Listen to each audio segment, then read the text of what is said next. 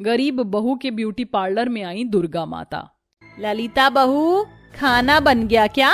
तेरे ससुर जी को दवाई देने का समय हो गया है। बस माँ जी, खाना बनने ही वाला है, सब्जी बन गई है, बस रोटी बनानी है। ये बोलकर गरीब बहू ललिता चूल्हे का धुआं झेलकर फिर से रोटी बनाने लगती है। तभी बहुत जोरों से बारिश होने लगती है, जिससे कि उस गरीब के घर की कमजोर छत जगह जगह से टपकने लगती है और मिट्टी भी झड़ने लगती है। ये देखकर सास जमुना उदास मन से कहती है, हे ऊपर वाले, पहले ही हम इतनी गरीबी में जी रहे हैं, अब तू ये तूफानी बारिश करके क्या हम गरीबों से ये छत भी छीन लेना चाहता है? इतने में ललिता चूल्हा छोड़कर उठ जाती है और डबडबाई आंखों से अपनी सास को देखकर मन ही मन दुखी होकर कहती है, मैं जानती हूँ माँ जी, आप अंदर से बहुत दुखी हैं, क्योंकि आपने जिंदगी भर गरीबी भरे दिन देखे हैं, मगर मैं आपकी आंखों में आंसू नहीं देख सकती। ललिता, संभाल खुद को, अगर तू ही टूट जाएगी तो इन्हें कौन संभालेगा? ये सोचकर वो गरीब बहू अपने आंसू पोंछकर झूठ मूठ का मुस्कुराते हुए कहती है, माँ जी, ये बारिश हमारे घर का कुछ नहीं बिगाड़ पाएगी, बल्कि ये बारिश तो माँ दुर्गा के शरद नवरात्रि के आने का संदेश दे रही है। पता है, इस बारिश को माता रानी की अमृत बारिश कहते हैं। अब 9 दिनों तक माँ वैष्णवी अपने भक्तों के घर जो आएंगी। अब चलिए आंसू पोंछ लीजिए, मैं खाना लगाती हूँ। इसके बाद ललिता अपने सास ससुर को खाना परोसती है, जिसमें थाली में कुछ रूखी सूखी रोटियां और अचार का मसाला ही होता है, क्योंकि गरीबी और तंगी के चलते उनके पास इतने भी पैसे नहीं होते हैं कि वो एक वक्त की भी सब्जी खरीद सके। माँ जी, बाबूजी, हो सके तो अपनी इस गरीब बहू को माफ कर दीजिएगा, आज खाने में जो है सो यही है।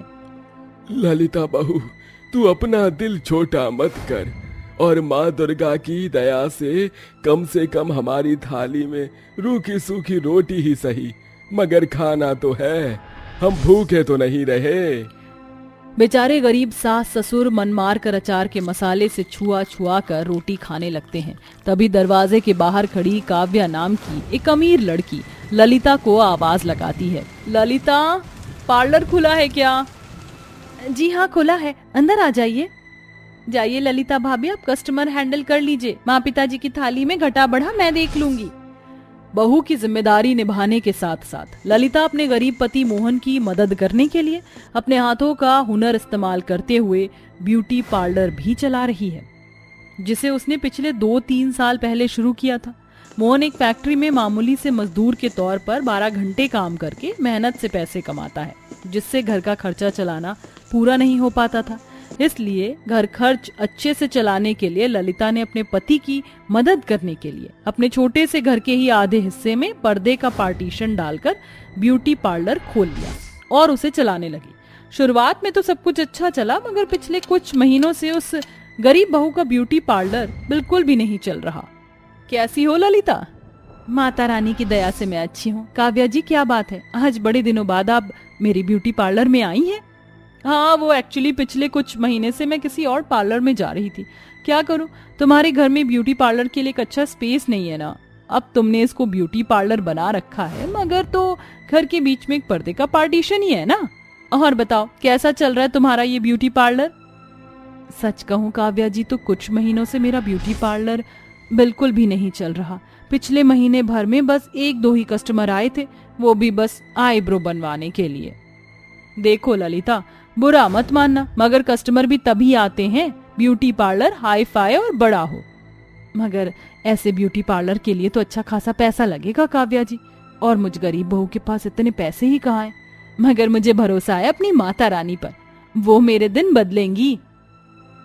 उन गरीबी भरे हालातों में भी ललिता माँ दुर्गा पर भरोसा करना नहीं छोड़ती।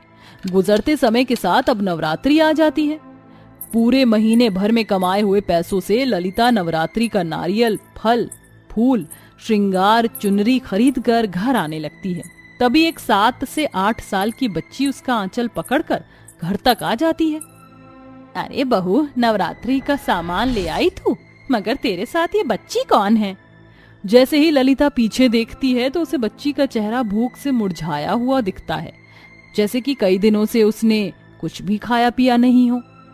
कौन हो तुम? और माँ जी, लगता है ये बच्ची मेरे साथ रास्ता भटक गई है। तुम्हारी माँ कहाँ है? मेरा इस दुनिया में कोई भी नहीं है, मैं अनाथ हूँ। मेरा नाम दुर्गा है। तुम मुझे अपने घर में रख लो ना, बदले में मैं तुम्हारे घर का सारा काम कर दूंगी। बदले में मुझे एक रोटी दे देना। ये सुनकर ललिता की आंखों में आंसू भर आते हैं और वह उस बच्ची को गले से लगा लेती है। अब वह बच्ची उनके घर में ही रहने लगती है। ललिता रात भर जागकर मिट्टी से माँ की मूर्ति बनाकर उसमें रंग पेंट करती है और अगले दिन उसी मूर्ति के साथ वह नवरात्रि का कलश स्थापना करते हैं और 2 दिन में ही दुर्गा उस गरीब बहू और उसके परिवार से भी घुल मिल जाती है और ललिता का ब्यूटी पार्लर बढ़िया चलने लगता है। उसके छोटे से ब्यूटी पार्लर में कस्टमर की भीड़ लगी रहती। तभी ललिता को मेकअप करते हुए देखकर दुर्गा कहती है, माँ, मैं आपकी कुछ मदद करूं? मेरी प्यारी दुर्गा, तू तो इतनी छोटी है, तो मेरी क्या मदद करेगी? इतने में मोहिनी नाम की कस्टमर कहती है, ललिता जरा जल्दी जल्दी हाथ चलाओ, अभी तुम्हें मेरा माँ दुर्गे वाला मेकअप भी करना है। मुझे जगराते में माँ दुर्गा बनना है। आइए आंटी, आपका मेकअप मैं कर देती हूँ। मैं आपका मेकअप एकदम अच्छे से करूंगी, भरोसा रखिए। मोहिनी आराम से कुर्सी पर बैठ जाती है और छोटी सी दुर्गा उसका मेकअप शुरू करती है। वो उसे कुमकुम की बिंदी बनाती है और उसके हाथ पैर में माँ दुर्गा के जैसे आलते से डिजाइन भी बनाती है। मेकअप से खुश होकर मोहिनी दुर्गा को दुगने पैसे देती है। दुर्गा तो इतनी छोटी सी बच्ची है, फिर इसे माँ दुर्गा की सभी श्रृंगार का कैसे पता? कहीं ये माँ दुर्गा तो नहीं?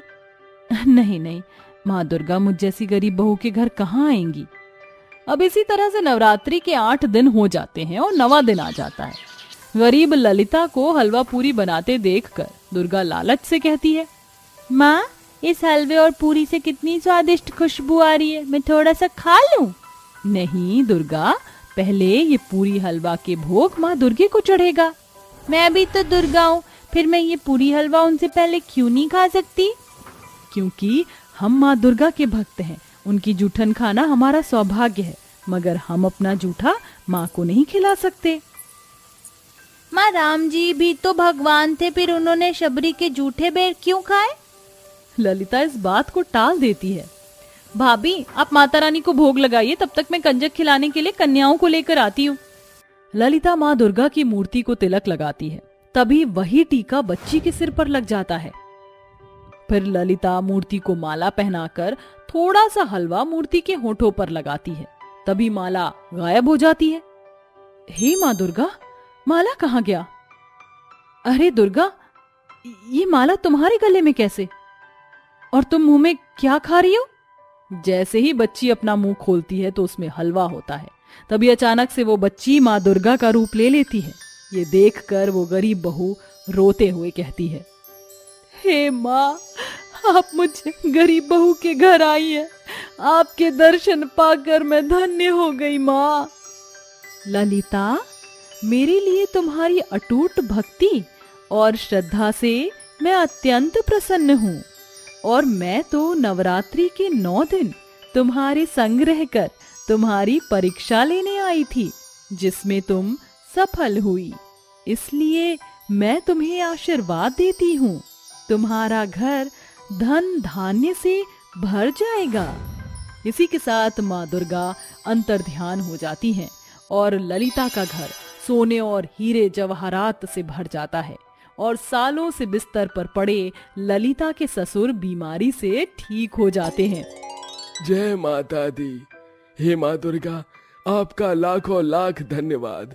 तूने मुझ निर्बल को बल दिया और मुझे ठीक कर दिया। जोर से बोलो जय माता दी। गरीब भक्त ललिता के साथ उसका पूरा परिवार माँ के नाम का जयकारा लगाते हुए घर आई कन्याओं को कंजक खिलाते हैं। अब उस गरीब बहू का ब्यूटी पार्लर माँ दुर्गा की दया से खूब चलता है। माँ, हलवा इज रेडी, अब जल्दी से टेस्ट करके बताओ आपकी बेटी ने कैसा हलवा बनाया है। जैसे ही मालती परी का बनाया हुआ हलवा चखती है तो कहती है, हे भगवान परी, ये कैसा पतला पानी जैसा हलवा बनाया है तूने। अपने ससुराल की पहली रसोई में ऐसा हलवा बनाएगी तू तो तेरी सास तो तुझे बहुत सुनाएगी। माँ, मैं तो इतने दिनों से कोशिश कर रही हूँ, मगर ये हलवा है कि मुझसे बनता ही नहीं, हर बार पतला पानी बन जाता है। माँ, अगर खाना बनाने में इतना सर खपाना पड़ता है तो भाड़ में जाए, पहली रसोई की रस्म, वैसे भी ये खाना वाना बनाना मेरे बस की बात नहीं है। और फिर माँ, मेरे ससुराल में नौकर चाकर तो होंगे ही, और अगर तेरे ससुराल में नौकर चाकर नहीं हुआ तब क्या करेगी परी? ओफो माँ, आपकी बेटी बहुत टैलेंटेड है, इसलिए आप चिंता मत कीजिए। मुझे पता है कि मुझे अपनी सास को कैसे पटाना है। हाँ हाँ, जानती हूँ कि तू कितनी मस्करी है, माँ जो हूँ तेरी। परी अमीर पैसे वाले घर की बेटी थी, इसलिए वो घमंडी और आलसी है। वहीं सुषमा अपनी अमीर बहू के लिए शानदार रसोई बनवाती है। अरे भगवान, पहले ही दोनों बेटों की शादी में हलवाई से लेकर टेंट और गाजे बाजे में इतना खर्चा हो चुका है, और तुमने अच्छी खासी रसोई को तुड़वाकर नई रसोई बनवा ली। इसकी क्या जरूरत थी? जी तुम तो रहने ही दो। परी अक्षरा की तरह गरीब घर की बेटी नहीं, पैसे वाले खानदान की बेटी है, और फिर इतना सारा दहेज भी तो ला रही है। तो अगर मैंने 50,000 रुपए लगाकर मॉड्यूलर किचन बनवा ही दिया तो क्या हुआ, दहेज के पैसे से वसूल हो जाएगा। असल में सुषमा देवी एक नंबर की लालची थी। वहीं श्याम सुंदर जी अपने दोनों बेटों की शादी अच्छे घर की संस्कारी लड़कियों को बहू बना कर लाना चाहते थे, इसलिए वह अपने बड़े बेटे संदीप की शादी सांवले रंग की अक्षरा से तय कर देते हैं। वहीं दहेज के लालच में सुषमा अपने दूसरे बेटे रोहन की शादी अमीर घर की परी से पक्की कर देती है। और वह दिन भी आ जाता है जब अक्षरा और परी बहू बनकर ससुराल आ जाती हैं। तभी अमीर घमंडी परी अक्षरा को देखकर कहती है, सासू माँ जरा देखिए तो सही, लगता है मेरी सांवली सलोनी जेठानी जी के मायके वालों ने दहेज में बस एक बक्सा थमाकर भेज दिया, मगर मैं तो भर भर के दहेज लाई हूँ। अब आप देख लीजिए सासू माँ, मेरे दहेज के सामान का क्या करना है। सुषमा चांदी का कलश अपनी अमीर बहू के आगे और साधारण कलश अपनी गरीब बहू के आगे रखती है। ठहरो अक्षरा बहू, पहले गृह प्रवेश परी बहू करेगी, क्योंकि मैं नहीं चाहती कि तुम्हारे काले कदम पहले मेरे घर में पड़े। अब ऐसे भी तुम खुद ही गरीब हो, पता चले तुम्हारे मनहूस कदम कहीं हमें कटोरा लेकर भीख ना मंगवा दे। बहुओं के बीच अमीरी गरीबी का ऐसा फर्क होता देखकर संदीप कहता है, माँ, ये आप कैसी बातें कर रही हो? इस घर की बड़ी बहू तो अक्षरा है, तो परी से पहले तो उसका गृह प्रवेश होना चाहिए। देख लीजिए सासू माँ, जेठ जी तो अभी से ही जोरू के गुलाम बन गए, जेठानी जी के लिए कैसे माँ से झगड़ रहे हैं। संदीप, तू हम सास बहू के बीच में मत बोल, तो ही अच्छा रहेगा।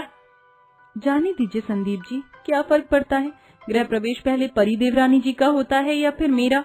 इस घर की बहू तो हम दोनों ही हैं। इस तरह से दोनों अमीर गरीब बहुएं गृह प्रवेश करके अंदर आ जाती हैं।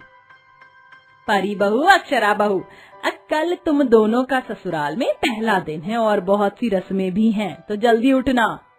ओह गॉड, ये मेरी सासू माँ तो बिल्कुल टीवी सीरियल के जैसे टिपिकल सास की तरह है। सोने से पहले ही जल्दी उठने का टारगेट दे दिया। कोई नहीं परी, टेक अ चिल पिल। माँ जी मैं उठ जाऊंगी, आप चिंता मत कीजिए। अगले दिन अक्षरा सुबह सुबह उठकर ही घर के कामों में लग जाती है। वहीं दूसरी तरफ परी देर सुबह तक भी सोती ही रहती है और देर से रेडी होकर रसोई में आती है।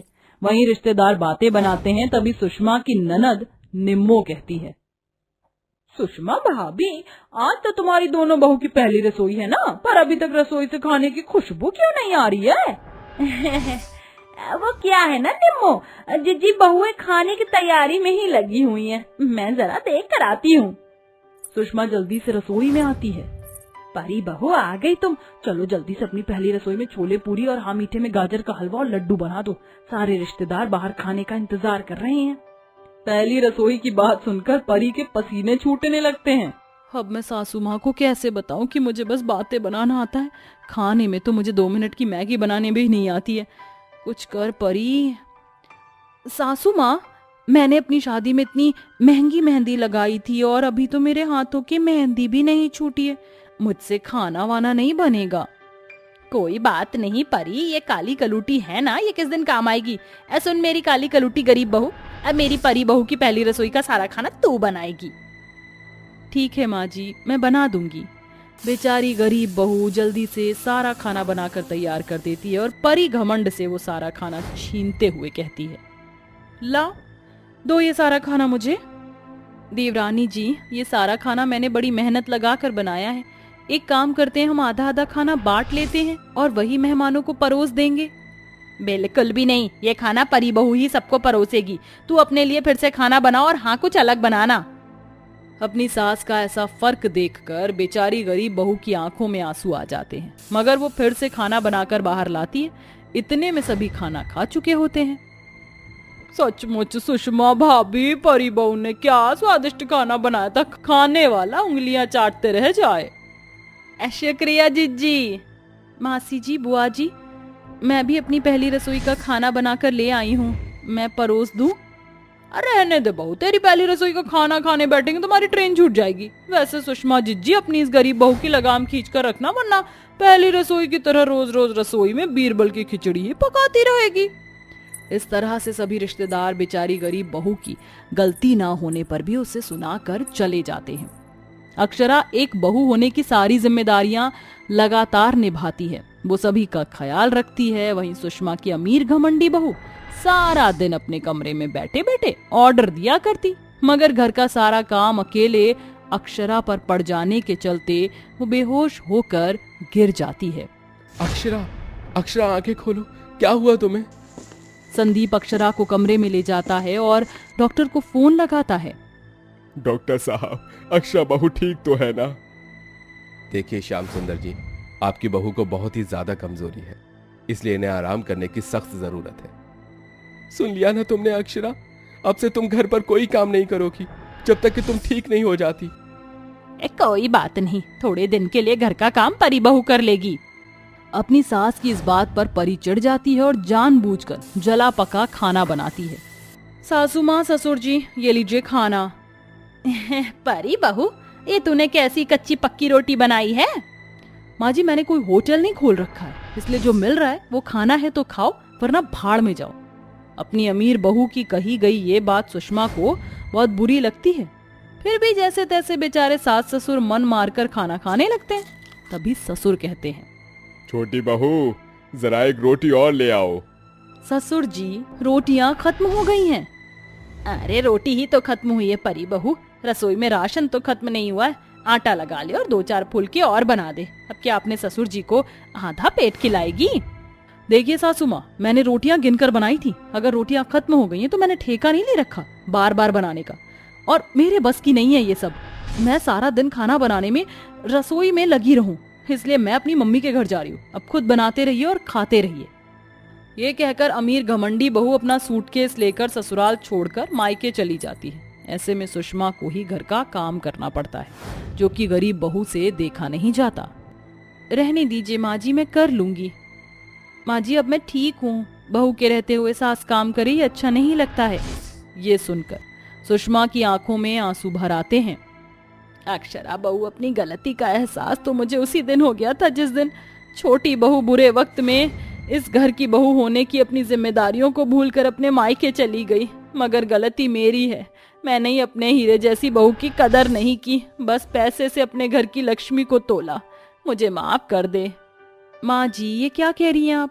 भगवान के लिए मुझसे माफी मत मांगिए। बड़ों का हाथ छोटों को आशीर्वाद देने के लिए होता है। इस तरह से सुषमा को अपने गरीब बहू की कदर समझ आ जाती है और वो उसे अपना लेती है। वहीं परी की माँ मीनल भी उसे समझा बुझाकर उसे उसके ससुराल भेज देती है।